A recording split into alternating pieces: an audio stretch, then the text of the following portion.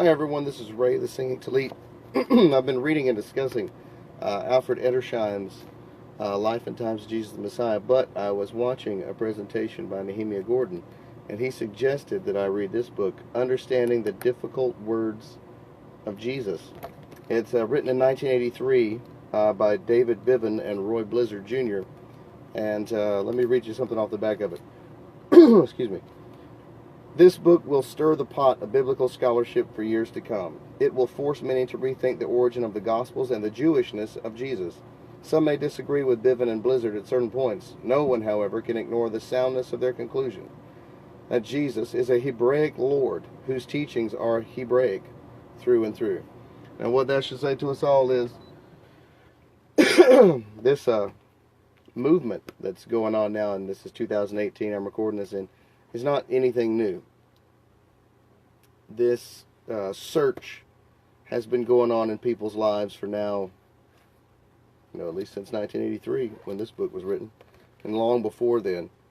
People were exploring that word and those scriptures, and the farther they got into them, the more and more very, very Jewish, or really, I guess the appropriate word would be Hebraic things, came out of it. Let's explain that term, Jewishness.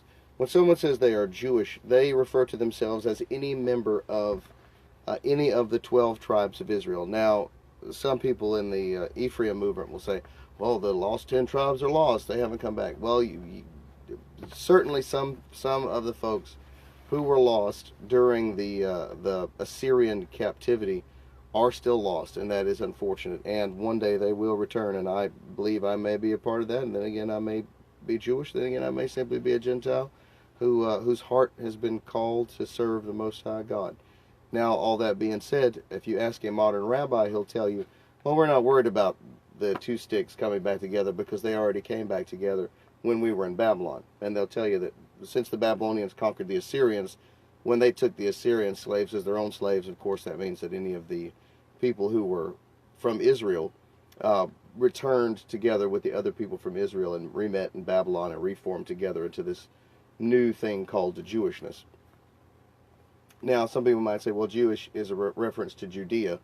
Well, sure, in a certain sense, but they would refer to them also as Judeans, the people who are from Judea. The modern term for Jewishness, and this is straight from rabbis, it has to do with the idea that any person whose mother is born in the line is Jewish by birth. And of course, you can convert religiously, or you are assigned it at birth via your genetics, if your mother can give it to you. And the word is not simply a reference to the tribe of Judah, but is a reference to all of the members of any of the 12 tribes. I guess 13, depending on how you read Revelation versus the description in the Old Testament. All right, let's look in this book here. This is the foreword of the book. It gives me pleasure to commend this book to those who desire a closer acquaintance with what Jesus said and did in the Galilee and in Judea at the beginning of the Christian era. Scholars David Bivin and Roy Blizzard have here provided an introduction to the basic question of how best to approach and understand the words of Jesus, whether by limiting ourselves to the translation of the Greek text preserved so faithfully by the Church, or by exploring more deeply into the Hebrew texts lying behind our Greek ones.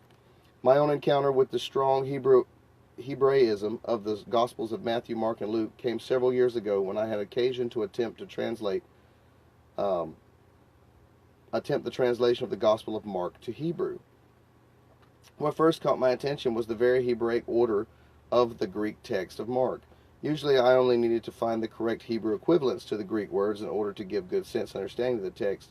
In other words, the syntax of our word relationships were just such as one would expect in Hebrew. All this was particularly surprising to me, for I remembered the problems I had as a student studying classical Greek and trying to juggle the words of the Xenophon, Homer, Asclepius, and Plato in the patterns of word order in the English demands. What difficulty I had making those ancient Greeks speak English, and now translating New Testament Greek into Hebrew, I was finding Greek written as if it were Hebrew. Of course, there are many other indications of the Hebrew origins of the gospel sources, I like to remember how a bright young Israeli student of mine gave me the clue of the meaning of the strange Greek word ochlei, or multitudes. This word appears frequently in the Gospels, yet students and scholars alike have been puzzled because the translation multitudes seems rarely, if ever, to fit the context. One day I mentioned in a lecture that I did not understand the odd use of ochlei, nor why it should appear in the plural. Ah, this young woman responded, that sounds exactly like the usage of rabbis when they talk in their ancient writings of a people given a place. Their word is oklosim, a plural form which, of course, simply means the people of a locality. Almost certainly this student was correct. In the story of the deliverance of the demonized man by Jesus, both Matthew and Luke say that when the demon emerged from the man, the ochlei marveled. Clearly the meaning is not multitudes, but it is to say in English, those who were standing by. Even in the feeding of the 5,000, where both Matthew and Luke again combine to say that ochlei followed him, and where indeed there was a large crowd, it seemed better to translate Matthew 14:19 as to say, he commanded the people that were present to sit down, rather than he commanded the multitudes to sit down. After all, it was just one multitude, not several. Ochlei is simply the literal Greek rendering of a Hebrew text, which had ochleism, the people of an area. This is only one of hundreds of Hebraisms that lie hidden beneath the surface of the Greek text of the Gospels of Matthew and Mark and Luke. The discovery that the first biography of Jesus was written in Hebrew, and the value of interpreting the words of Jesus through Hebrew, is in effect the theme of David Bivin and Roy Blizzard's book. They have accomplished a rare and difficult task in the writings of this book. That is, they have brought to light many of the difficult words of Jesus and opened up to scholars and laymen alike the wonders of his life and teachings. Surely all believers everywhere will become and welcome all the light available on Jesus, his language, and the Jewish setting which surrounded him. They will in no way be disappointed if they faithfully pursue the many clues presented within this work. Those are the words of Robert L. Lindsay in Jerusalem, Israel. So this book, lots like similar to the Alfred Edersheim book we've been reading, pulls you in to understand that Yeshua didn't speak Greek. Yeshua, if anything, spoke Aramaic and Hebrew. Now, people who did trade in that area would have spoke Greek, but Yeshua, as the high priest, and definitely as a priest, why would he be worried about trading? Why would he be worried about getting wealth? Why would he be worried about getting the things he's not allowed to have? When I say not allowed to have, a priest, by the Levitical law, is not allowed to own property, is not allowed to pursue wealth. The inheritance of the Levite, or the inheritance of the priest, is the Most High God, is Yod-Heh-Vav-Heh. That is their inheritance. Chapter 1, an introduction. It is indeed unfortunate that all of the New Testament writings, the words and the sayings of Jesus himself, are most difficult to understand. Most Christians are unconsciously devoting the majority of their time in Bible study to the epistles, almost completely ignoring the historical and Hebraic synoptic Gospels, Matthew, Mark, and Luke, without really understanding why. They tend to just read over the synoptic Gospels. Phrases such as, "Blessed are the poor in spirit, for theirs is the kingdom of heaven," sound so beautiful and poetic, but to an English speaker, do they convey any real depth of meaning? Why are the words of Jesus that we find in the synoptic Gospels so difficult to understand? The answer is that the original Gospel was formed on the basis for the synoptic Gospels, in which they were first communicated, was not in Greek, but in the Hebrew language. In spite of this, today's modern translations are all based upon Greek text derived from that earlier Greek text, which is itself a translation from the original Hebrew life of Yeshua. This means that we are reading English translations of a text that was itself a translation. Since the synoptic Gospels are derived from an original Hebrew text, we are constantly bumping into Hebrew expressions or idioms, which are often meaningless in Greek or in the translations from the Greek.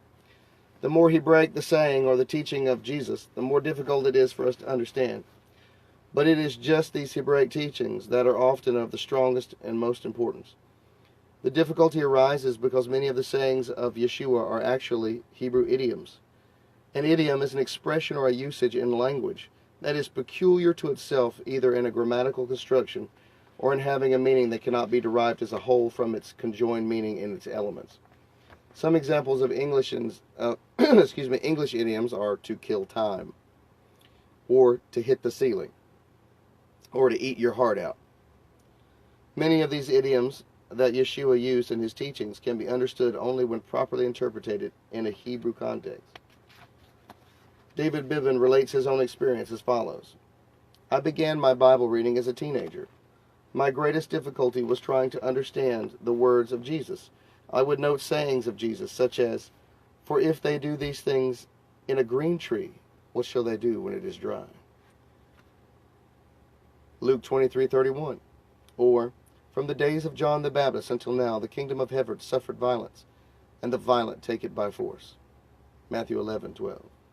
Picture a teenager trying to make sense out of such a good King James English as, quote, "I am come to send the fire on the earth, and what will I, if it had already been kindled? But I have a baptism to be baptized with. How I am straitened till it be accomplished." I would question my pastor or teachers and visiting seminary professors as to the meaning of these passages, and it would invariably receive the common response: "Just keep reading, son. The Bible will interpret itself." The truth is that no one can keep reading the Bible until the day he dies. The truth is anyone can keep reading the Bible until the day he dies, and the Bible will not tell him with the great meaning of these difficult Hebrew passages. They can be understood only when translated back into the original Hebrew. What my pastors and teachers should have admonished me was, "Son, learn Hebrew. These are all Hebrew expressions or idioms that can be understood only if you know Hebrew." These men of God, I questioned, could not help me. However, they cannot be blamed for the lack of an answer. No one had ever suggested to them that it was an important tool for the understanding of the Bible, for both the New and the Old Testament, to learn Hebrew, and that Hebrew is the key to understanding the words of Yeshua. By that time, I went to Israel at the age of 24 to study at the Hebrew University. I had almost stopped reading the Gospels. It wasn't that I wasn't reading the Bible. I was reading the Bible more than I had ever before, but I was unconsciously neglecting the Gospels. Yet here, the real words and the teachings of Jesus awaited me. So this guy, he's basically saying, he was raised in the church. He's a young man. He wants to understand fully, but when he encounters these strange sayings of Yeshua, and there are many of them that are real weird to anyone. I mean, number one, you have to know the Torah. If you don't know the Torah, you're not going to understand anything he's talking about. And then you take it to the next step, and then if you don't speak Hebrew, or at least Aramaic, you're going to have a real hard time understanding the phrases that he uses to describe the things he's talking about. Because he taught in parables anyways. So you can imagine if he's teaching in parables, he's also using words and phrases that are common to people at the time so they'd know. For instance, if I said, I knew a guy who kicked the bucket recently, you'd be like, why was he kicking a bucket? And I'd be like, no, I mean he died. He died recently. But if you didn't know that the phrase to kick the bucket meant to die, then you'd have no idea that's what I meant. Our reasons for writing this book are not only to show that the original gospel was communicated in the Hebrew language, but to show that the entire New Testament can only be understood from a Hebrew perspective. Many Christians are aware that the Old Testament was originally communicated in Hebrew, and that it is important to know Hebrew, at least to understand the Old Testament. What they do not recognize, however, is the importance of Hebrew in understanding the New Testament. Most Christians, it should be emphasized that the Bible, both Old and New Testament, is entirely and highly Hebraic. In spite of the fact that portions of the New Testament were communicated in Greek, the background is thoroughly Hebrew. The writers are Hebrew. The culture is Hebrew. The religion is Hebrew. The traditions are Hebrew. And the concepts are, you guessed it, Hebrew. We tend to forget that the Old Testament comprises 78% of the biblical text, and the New Testament only 22%. When we add the highly Hebraic portions of the New Testament, that is to say Matthew, Mark, Luke, and Acts, approximately 43% of the New Testament, to the Old Testament, the percentage of the biblical material originally in Hebrew arises to 88%, or 87% if we omit the portions of Ezra and Daniel. These, of course, written in Aramaic. Less than 1% of the Old Testament composed in Aramaic. Not more than 12% of the entire Bible was originally written in Greek.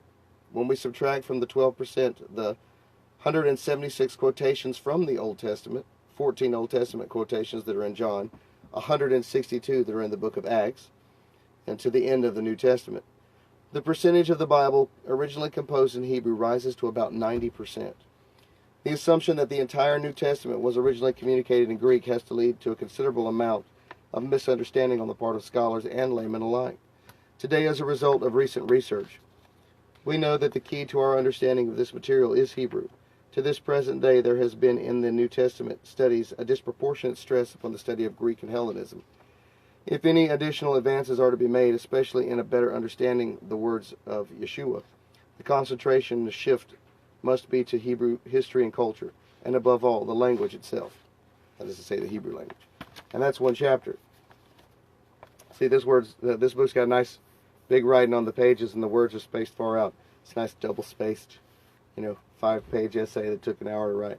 Unlike that Alfred Edersheim book, which is 1,000 pages dense, and every page packed full of footnotes. What we've seen so far is just basically that this guy, David Bivin and Roy Blizzard Jr. are trying to emphasize and make it clear to people that the writings of Yeshua, well, not to say that he wrote them, but the writings about Yeshua were first transmitted in the Hebrew language. And the way that it's written in Greek actually demonstrates that. Because if you start translating this Greek writing back into Hebrew, it flows like it should. It flows the way a person that speaks Hebrew would have caused it to flow so that it could be understood with ease. All right, I'm going to go ahead and wrap up this. I got to go do something for my wife. And I thank you so much for taking the time to let me read this to you and discuss this with you. Looks like this it's going to be a lot easier to read and a lot simpler than the Alfred Edersheim stuff. But I guarantee you he's going to give us endless examples and endless proof to show that his conclusion is correct, that the Gospels were actually originally translated in Hebrew. Baruch haba Yehovah Eloheinu melech haolam. Be blessed in the name of Yehovah, if you prefer Yod He Vav He, but be blessed in his holy name. Because as Yeshua said, I will not return, you will not see me again until you say, blessed is he who comes in the name of Yod He Vav He. Amen.